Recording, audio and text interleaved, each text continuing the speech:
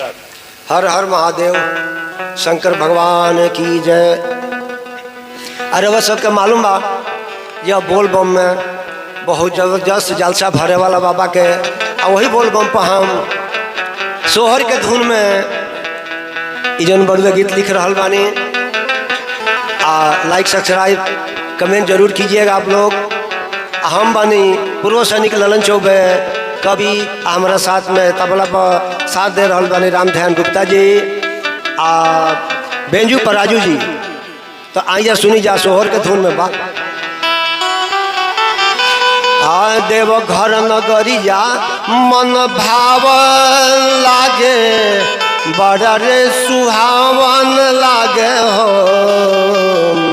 देव घर नगरिया मन भावन लागे, बड़ा रे सुहावन लागे हो। ए राजा जी का नावा पर धरी के कमरिया चली, बाबा के नगरी जान हो। राजा जी का नावा पर धरी के कमरिया चली, बाबा के नगरी जान हो।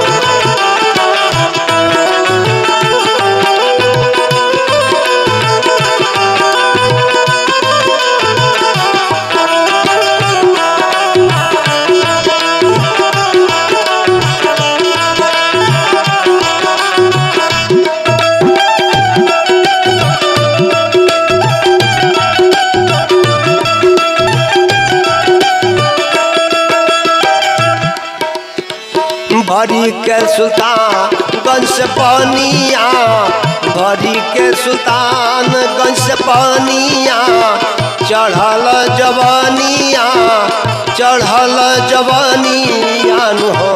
राजा जी रहिया में गावे के सोहरिया, बाबा के नगरिया हो। राजा जी कान्हावा पर के कंवरिया जाई, बाबा के नगरिया हो।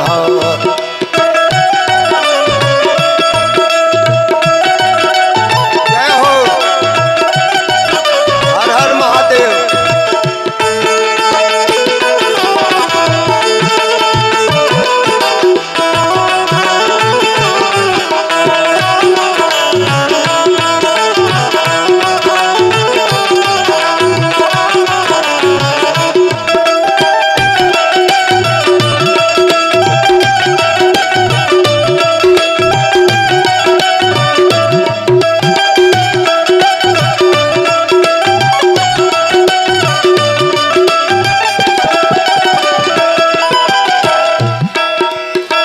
सुनी लाज बाबा बड़ा दानी हवे, सुनी लाज बाबा बड़ा दानी हवे, सब गुण के ज्ञानी हवे, सब गुण के ज्ञानी हवे हो।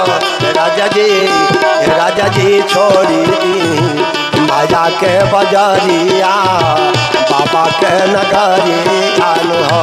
राजा जी छोड़ी दी माया के बजरिया, बाबा के नगरी जानू हो।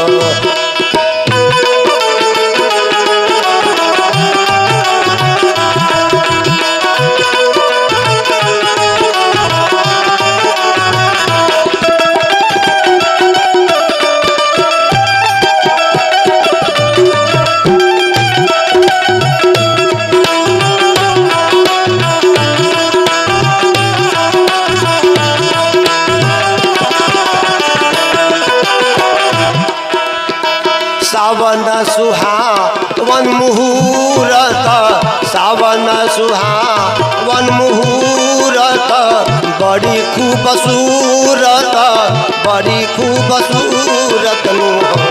राजा जी ले आई भागवा चुनरिया, बाबा के नगरिया हो। राजा जी कान्हावा पर के कंवरिया चली, बाबा के दुबरिया हो। घर नगरिया बड़ी पावन लागे, बड़ी रे सुहावन लागे, बड़ी रे सुहावन लागे। राजा जी कान्हावा पर देवी के कबरिया चली बाबा के नगरी